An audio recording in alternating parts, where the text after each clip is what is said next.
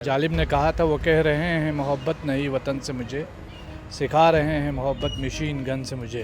देश में जब भी आक्रमण हुआ, लद्दाख के लोग सबसे पहले जो है वो हमेशा इन देश की सीमाओं की हिफाजत करते रहे। अब ये पूछे ना कि किसने इनको ऑर्डर दिया कि आप उन पे गोली चलाएं। बीजेपी का दफ्तर किसने जलाया? कोई पहली बार प्रोटेस्ट नहीं कर रहे थे, पिछले 3 साल से प्रोटेस्ट कर रहे हैं और कई बार उन्होंने अनशन किया है और पिछले 14 दिनों से वो अनशन में थे।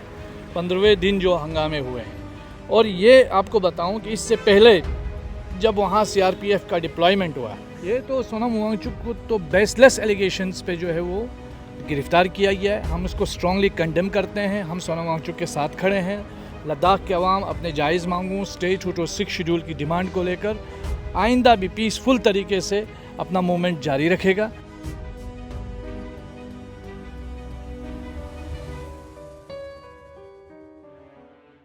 सोनम वांगचुक जेल में हैं और वो एक वाकया था, उनका हम ट्वीट देख रहे थे कि जब 370 एब्रोगेट हुआ कश्मीर से तो उन्होंने इसका समर्थन किया था। तो काफ़ी शेयर हुआ कि वो कितने देशभक्त हैं और बीजेपी के तमाम हैंडल्स ने बताया कि कितने अच्छे आदमी सोनम वांगचुक देशभक्त हैं। और आज वो एनएसए, उन पर नेशनल सिक्योरिटी एक्ट लगा के उनको जेल में बंद किया गया है, जोधपुर में है। हमारे साथ सज्जाद कारगिली हैं। सज्जाद कारगिली उस ग्रुप का हिस्सा हैं जो लद्दाख और करगिल के बारे में सरकार से तमाम प्रदर्शन कर रहे हैं, अपील कर रहे हैं, कह रहे हैं कि भाई जो वादा किया था शेड्यूल वाला, या लद्दाख को अलग राज्य का दर्जा देना है, या करगिल को अलग लोकसभा क्षेत्र बनाना है, वो सारे मांग में साथ थे। सज्जाद दिल्ली पहुंचे हैं। 29 तारीख को इनकी केंद्र सरकार के साथ बातचीत है। सज्जाद, पहले तो ये बताइए कि अब आप लोगों को जो प्रदर्शन कर रहे हैं उनको कहा जा रहा है कि आप लोग देशद्रोही हैं। आप लोग सोशल मीडिया हैंडल पे देख रहे हैं, कह रहे हैं कि चीन के साथ हैं, कोई कह रहा है फलाना है, पुराने बयान। तो एक पिक्चर ये पोस्ट की जा रही है कि जितने लोग प्रदर्शन कर रहे हैं लद्दाख में, वो सब देश के खिलाफ या माहौल ख़राब करने की कोशिश कर रहे हैं। ये तो बेबुनियाद बातें हैं। वो जालिम ने कहा था वो कह रहे हैं मोहब्बत नहीं वतन से मुझे, सिखा रहे हैं मोहब्बत मशीन गन से मुझे। तो जिस तरह हमने देखा है कि पिछले जब से हिंदुस्तान आज़ाद हुआ है और देश में जब भी आक्रमण हुआ, लद्दाख के लोग सबसे पहले जो है वो हमेशा इन देश की सीमाओं की हिफाजत करते रहे। आप उन्हीं लोगों को दीवार पे धकेलोगे। और ये कश्मीर लाइक ट्रीटमेंट जो हो रहा है इस वक्त लद्दाख के साथ, कि गोलियों से आप प्रदर्शनकारियों का जवाब दे रहे हैं, ये बहुत अनफॉर्चुनेट है। इसकी हम कंडेम करते हैं। आपको मालूम है जो 4 लोग जो मारे गए, आज मैं सुबह हमारे को चेयरमैन असगर करबलाई साहब के साथ और हमारे करगिल हिल काउंसिल के एग्जीक्यूटिव काउंसलर्स के साथ उनके घरों में जा कर के आया हूँ। उनमें से एक वो है जिन्होंने कारगिल में जंग में हिस्सा लिया, जो आर्मी में थे, वो जो आर्मी में थे और जिन्होंने कारगिल जंग में हिस्सा लिया, और एक अहम रोल उन्होंने द्रास में, उनकी मौत हुई, जो 4 लोगों में से जो मरे हैं जी। और ये बड़ी बदकिस्मती है, यानी पूर्व फौजी की मौत हुई। बिल्कुल हुई। और आप ये पूछे ना कि किसने इनको ऑर्डर दिया कि आप उन पे गोली चलाएं। और ये तो हमारे भारतीय जनता पार्टी के जो फॉर्मर एमपी भी रहे हैं, उन्होंने भी कहा है कि अनआर्म्ड लोगों पे फायरिंग हुई है। तो इसका जवाबदेह कौन है? तो सरकार तो कह रही है कि आप लोगों ने बीजेपी दफ्तर फूंक दिया, आप लोगों ने बैरिकेडिंग तोड़ने की कोशिश कर, आप लोग इन द सेंस की थॉरो इन्वेस्टिगेशन करें जिसकी हम मांग कर रहे हैं। ये वन साइड नैरेटिव क्यों चलाया जा रहा है? ये क्यों कहा जा रहा है कि ये जब हम अपनी जिसका प्रॉमिस भारतीय जनता पार्टी ने किया था वो मांग भी करें, तो आप इसको प्रो फिलां और तरह तरह की लेबलिंग कर रहे हैं, जेनजी बता रहे हैं। आपको मालूम है कि वहाँ सरकार का जो महिलाएं, बुजुर्ग, बूढ़े, जो 14 तारीख को जो लोग हॉस्पिटलाइज हुए थे 14वें दिन यानी 23 तारीख को, उनमें से 2 लोग बुजुर्ग थे। तो ऐसा नहीं है कि लद्दाख का प्रोटेस्ट जो है वो एक खाली एक तबके का है। यानी इसमें महिलाएं हैं, औरतें हैं, बूढ़े बुजुर्ग हैं, हर धर्म और जाति के लोग हैं। सज्जाद, ये बताइए कि फिर बीजेपी का दफ्तर किसने जलाया? तो और नंबर 1 सवाल ये, और सरकार का डॉजियर जो सरकार का गृह मंत्रालय की तरफ से जब ये हुआ 2024 तारीख को, तो सरकारी तरफ से ये कहा गया कि ये पूरा प्री प्लान था। सोनम वांगचुक के बयानों से ये लोग भड़के, जो जेनजी का प्रदर्शन नेपाल में हुआ वैसे कुछ बयान उनका जिक्र किया गया जिससे माहौल ख़राब हुआ। तो सरकार तो सोनम वांगचुक और आप जो लोग सब लोग इस प्रोटेस्ट को लीड कर रहे हैं उन पर आरोप लगा रही है, देखिए औपचारिक तौर पर लगा रही है। डीजीपी का बयान आ गया। सोनम वांगचुक कोई पहली बार प्रोटेस्ट नहीं कर रहे थे, पिछले 3 साल से प्रोटेस्ट कर रहे हैं और कई बार उन्होंने अनशन किया है और पिछले 14 दिनों से वो अनशन में थे। 15वें दिन जो हंगामे हुए हैं। और ये आपको बताऊं कि इससे पहले जब वहाँ सीआरपीएफ का डिप्लॉयमेंट हुआ, सीआरपीएफ के डिप्लॉयमेंट के ऊपर लद्दाखी लीडरशिप ने सवाल खड़े किए कि ये क्यों डिप्लॉयमेंट हुआ है। सरकार का जवाब आता है यूटी एडमिनिस्ट्रेशन का, उन्होंने प्रेस कॉन्फ्रेंस करके बताया कि लॉ एंड ऑर्डर और सिक्योरिटी रीजंस की वजह से हम ये डिप्लॉयमेंट कर रहे हैं। लेकिन कल जैसे कि आपने भी कहा कि प्री प्लान था बता रहे हैं, तो 15वें 14वें 23 तारीख की शाम को जब ऐलान होता है कि कल हम पूरा लेह बंद रहेगा और हड़ताल रहेगी, तो आपको जब इस बात का इल्म था कि ये प्री प्लान था तो बैरिकेडिंग क्यों नहीं की, क्यों नहीं कर्फ्यू नाफिज किया, क्यों आप लोगों ने लोगों को बाहर आने का मौका दिया, क्यों प्रोटेस्ट होने दिया? तो ये सवाल तो सरकार पे भी खड़े होते हैं ना। और फिर किसने हुक्म दिया कि गोली चलाए? हमने प्रदर्शन दिल्ली में भी देखे हैं, यहाँ अन्ना आंदोलन चला और इतने ज़बरदस्त आंदोलन चला, हमने देखा है हिंदुस्तान में बहुत सारी जगहों में आंदोलन होता है, लेकिन कहीं ऐसा नहीं होता है कि पहली फुर्सत में ले जाके आप सर पे गोली मारें। तो अब लद्दाखी क्या सोच रहे हैं? अब सोनम वांगचुक की गिरफ्तारी के बाद माहौल क्या है? ये तो सोनम वांगचुक को तो बेसलेस एलिगेशंस पे जो है वो गिरफ्तार किया गया है। हम इसको स्ट्रांगली कंडेम करते हैं। हम सोनम वांगचुक के साथ खड़े हैं। लद्दाख के अवाम अपने जायज़ मांगों स्टेट 226 शेड्यूल की डिमांड को लेकर आइंदा भी पीसफुल तरीके से अपना मूवमेंट जारी रखेगा। हम बातचीत पे यकीन करते हैं, एक बार नहीं 10 बार आए हैं एमएचए में हम बातचीत के लिए और हमेशा हमें निराशा के अलावा कुछ नहीं मिला। हम काफ़ी दिलासे और वादे वईद किए हैं, उसके बावजूद भी हमारा कोई आउटकम नहीं निकल रहा है। तो सरकार को चाहिए कि थोड़ा दिल और दिमाग खोल के जो है वो लोगों के साथ बात करे और लोगों के मसाइल हल करने की। लद्दाख में क्या हालात हैं अभी? लद्दाख में बहुत बुरे हालात हैं, काफ़ी टेंस है और अकाउंटेबिलिटी करें ना सर। यहाँ लद्दाख यूनियन टेरिटरी के अंदर कोई अकाउंटेबिलिटी नहीं है, कोई जवाबदेही नहीं है। जो जब चाहे गोली चलाए, कोई जवाबदेही नहीं है। किसने कौन सवाल खड़ा कर रहा है? सरकार की तरफ से क्या एक्शन लिया गया? तो कोई जवाबदेही नहीं है। इस पे अकाउंटेबिलिटी सेट होनी चाहिए। जब आप प्रदर्शनकारियों के बारे में इतना कुछ हमारे एलजी साहब बयान दे रहे हैं, तो उन लोगों के बारे में क्यों नहीं जवाब दे रहे हैं कि जिन्होंने जो है लद्दाख के आम लोगों के ऊपर गोलियां बरसाई, किसी के पैर पे, किसी के सीने पे, किसी के सर पे गोली बरसाई। कितने गन शॉट? क्या हम अफगानिस्तान में रहते हैं?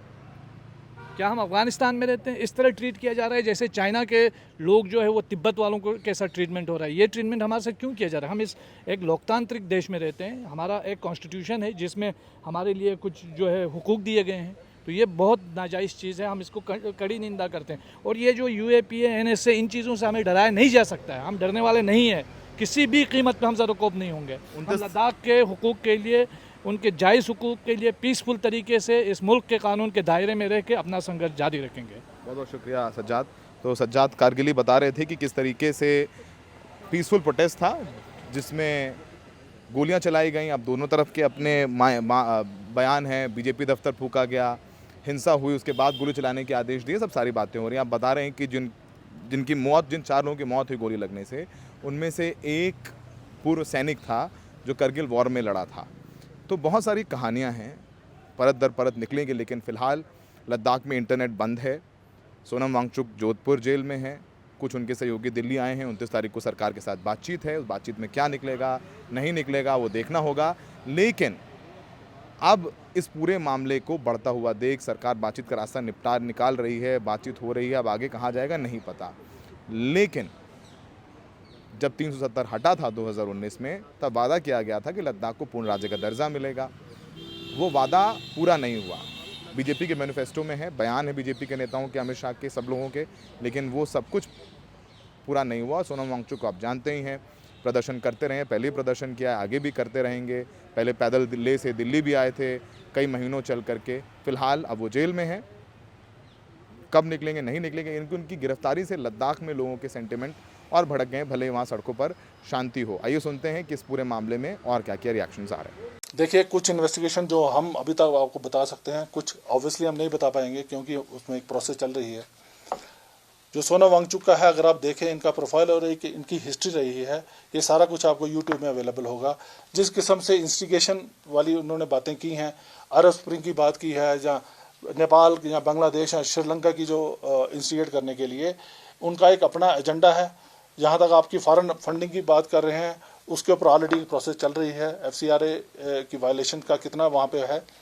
हमने पिछले दिनों जब चलो इस प्लेटफॉर्म में बता देता हूँ, हमने एक पाकिस्तान PIO भी पकड़ा था जो इनके साथ उनकी रिपोर्टिंग करके अक्रॉस भेज रहा था, उसके भी एक हमारे पास रिकॉर्ड है।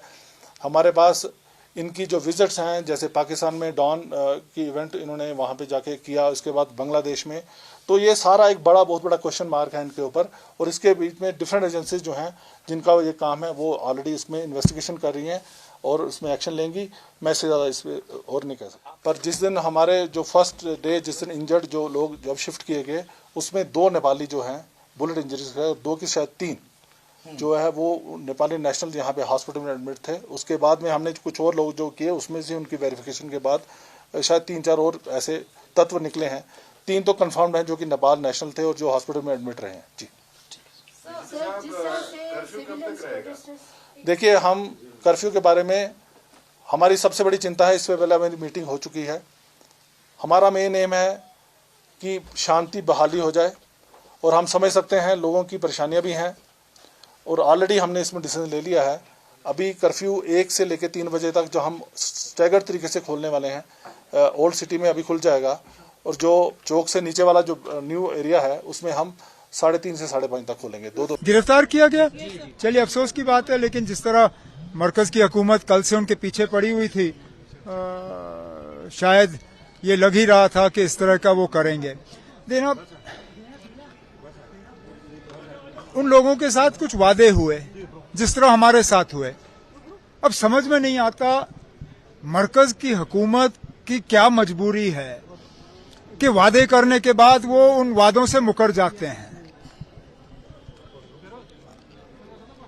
हिल काउंसिल के इलेक्शन से पहले मरकजी एक वजीर ले गए थे क्योंकि वहां लोगों ने इलेक्शन बॉयकॉट करने का फैसला किया था। लोगों को इलेक्शन में लड़वाने के लिए कुछ वादे हुए। लोगों ने बढ़ चढ़ के इलेक्शन में हिस्सा लिया, न सिर्फ हिस्सा लिया बल्कि बीजेपी को कामयाब किया, लेकिन वो वादे वहीं रह गए। ठीक जिस तरह हमारे साथ भी कुछ वादे हुए थे जिसके बुनियाद पे लोगों ने इलेक्शन में हिस्सा लिया, जिसके बुनियाद पे हमने यहां पे हुकूमत बनाई।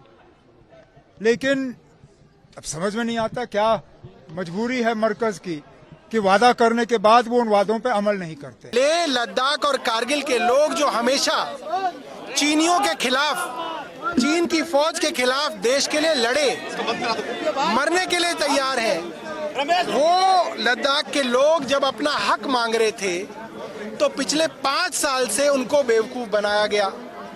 कई बार अनशन किए गए, पैदल सैकड़ों लोग लद्दाख से चल के 800 किलोमीटर दिल्ली आए, उनकी सरकार ने नहीं सुनी। कई बार अनशन किया गया, नहीं सुनी।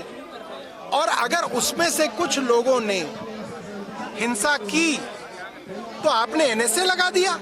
ऐसे सच्चे देशभक्त गांधीवादी नेता सोनम वांगचुक को आज गिरफ्तार कर लिया गया, देशद्रोहियों की धारा लगाकर एनएसए लगाया गया उनके ऊपर। क्या अपराध है सोनम वांगचुक का? यह कि वो 15-15 दिन, 20-20 दिन का आमरण अनशन कर रहे थे। यह कि उन्होंने लद्दाख से लेकर दिल्ली तक पदयात्रा की और मोदी जी से बार बार हाथ जोड़कर विनती किया, अनुरोध किया, यह उनका अपराध था। यह अपराध था कि वो लद्दाख के लोगों के लिए वहां एक पूर्ण राज्य की मांग कर रहे थे। और मोदी सरकार ने आज जो काम किया है वो एक हिटलर शाही का उदाहरण है, तानाशाही का उदाहरण है।